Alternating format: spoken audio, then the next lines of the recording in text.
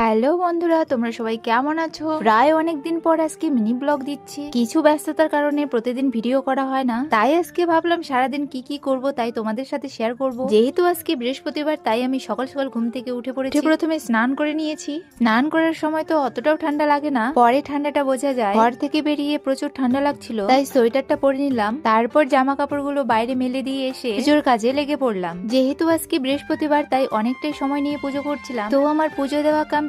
কালকে মায়ের সাথে মহিপালে গিয়েছিলাম, আসার পথে এই দুটো ফুলের গাছ নিয়ে এসেছি। ফুল গাছ আমার খুব ভালো লাগে, কিন্তু গাছ লাগার সেরম জায়গা নেই। পুজো সেরে আমি খেতেও বসে পড়লাম। যেহেতু আজকে বৃহস্পতিবার, তাই নিরামিষই রান্না হয়েছিল। খাওয়া দাওয়া করে একটু বাইরে চলে এসেছি। কালকে আমাদের ধান সেদ্ধ করেছিল, তাই মা বললো বাইরে গিয়ে একটু ধানগুলো নাড়া দিয়ে আয়। আর এদিকে দেখো আমার ভাগ্নির কাণ্ড, সব সময় দুষ্টুমি করতে। যবে থেকে বাংলা মাস পড়েছে তবে থেকে ভালোই রৌদ্র দিচ্ছে। তো বাড়িতে এসে হাত মুখ ধুয়ে মা আর আমি মহিপালে যাবো বলে রেডি হচ্ছি। আর কালকেও কিন্তু আমরা মহিপালে গিয়েছিলাম। যে কারণে গিয়েছিলাম সেটা তো সম্পূর্ণ হয়নি, তাই আবারও আজকে যেতে হচ্ছে। এক জায়গায় পরপর 2 দিন যেতে ইচ্ছা করে না, কিন্তু কিছু করারও থাকে না, যেতেই হবে। আর যদি আমি কোথাও যাই, আমার সিম্পল যেতেই ভালো লাগে। তাই চুলটা বেঁধে নিলাম। স্নান করার সময় আমার নাকের নথটা খুলে পড়ছে, তাই নাকটাও কেমন ফাঁকা ফাঁকা লাগছিল আর দেখতেও কেমন লাগছিল। প্রথমে ভাবছিলাম নাকেরটা কটা দিন পরবো না, তারপরে দেখছি কেমন জানি না লাগছে। অনেক ভেবে চিনতে শেষে পরিয়ে নিলাম। তারপর বাড়ি থেকে বেরিয়ে মা আর আমি চলে আসলাম মহিপালে। যেহেতু অনেক কাজ ছিল, তাই আমাদের কাজ সারতে সারতে বিকেল হয়ে গিয়েছে। তবুও আমাদের কাজ শেষ হয়নি, আরেকদিন যেতে হবে। কাজগুলো সেরে চলে আসলাম বাড়ি। সাথে নিয়ে এসেছিলাম সিঙ্গারা।